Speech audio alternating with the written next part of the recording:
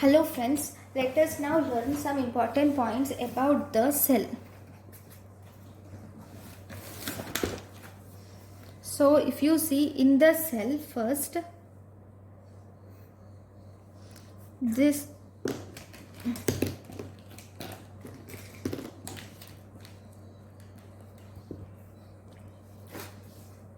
is the cell. Cell is bound by cell membrane. And the rest of the inner part is called as protoplasm.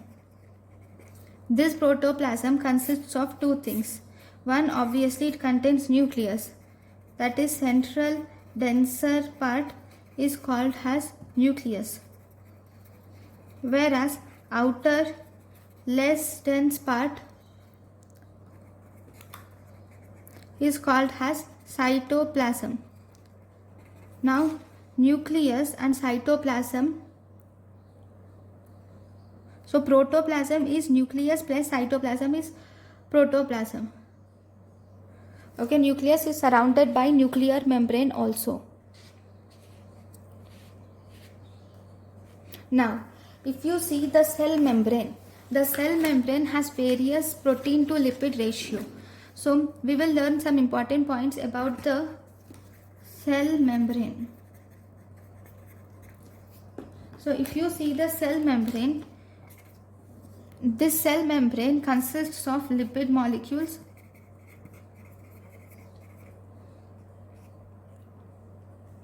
which are mainly phospholipids.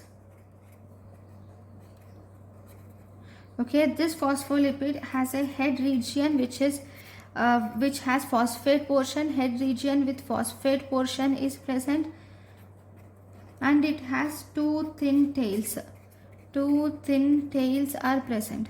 Okay, this head portion is called as polar end, whereas the two thin tails are called as non-polar end.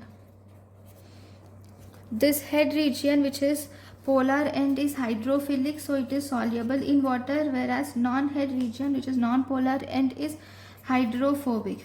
So this phospholipid will now bind with the one more phospholipid like this.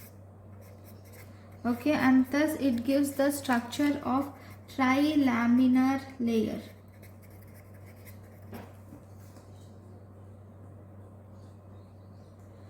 Okay, this will form actually bilayer.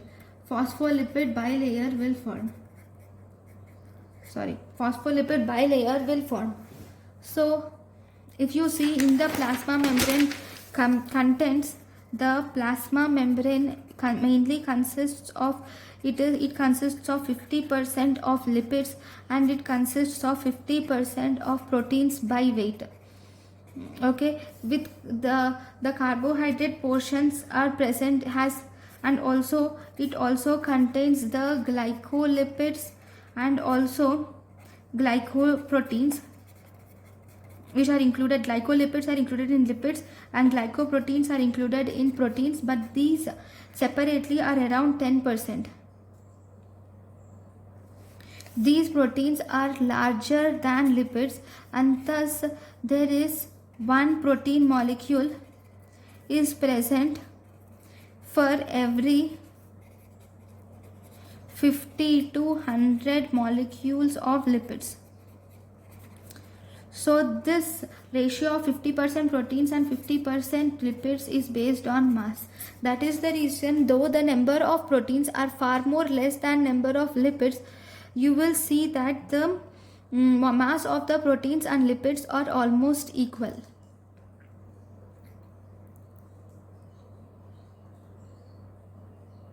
Right, now this is about the plasma membrane.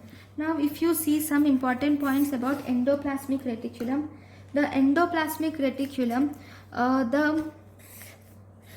this is the endoplasmic reticulum. It has like this. Okay, this endoplasmic reticulum will divide the cytoplasm. This is a division part of the cytoplasm. This will divide the cytoplasm into two components, the one within the channels and the one outside the channels.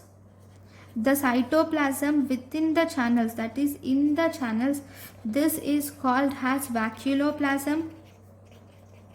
And the cytoplasm completely outside the channels, it is called as hyaloplasm. It is called as hyaloplasm or cytosol. The cytoplasm within the channels is called as vacuoloplasm, and the channels outside the channels is called as hyaloplasm. Now let us now learn about the nucleus. Okay, nucleus, if you stain on staining, if you stain with hematoxylin and eosin stain, the nucleus will appear dark purple or blue, and the cytoplasm will appear pink.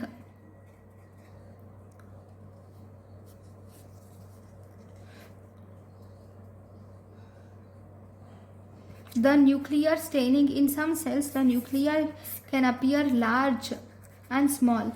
Okay, nuclear appears relatively large and light staining. Okay, we'll say this light staining. This nuclei appears large. These nuclei are mainly of two types. Okay, these nuclei are mainly made up of chromatin fibers. Okay, these chromatin fibers will show affinity to dyes, and as a result they show large and very good they take the they take the fibers, they take the stain very well. Okay, now if you see the nucleus at some places it is present as irregular dark mass. This irregular dark mass at some places we call it as heterochromatin, whereas at the other places you will see the presence of loose and lightly stained mass is present, and this loose and lightly stained mass we call it as euchromatin. So nuclei is of two types. One, we have irregular darkly stained mass, and the second we have regular lightly stained mass, we call it as euchromatin. Then if you see the nucleus, this is bounded by a nuclear membrane. This is inner nuclear membrane, and the membrane outside towards the nucleus is inner nuclear membrane, and the nucleus outside towards the cytoplasm is outer nuclear membrane. Between the inner and outer nuclear membrane, this space is called as periplasmic space. Okay, if you see the outer nuclear membrane is mostly continuous with the endoplasmic reticulum, whereas periplasmic space is continuous with the lumen of rough endoplasmic reticulum. Okay, so these are the important components in the cell. Thank you for watching.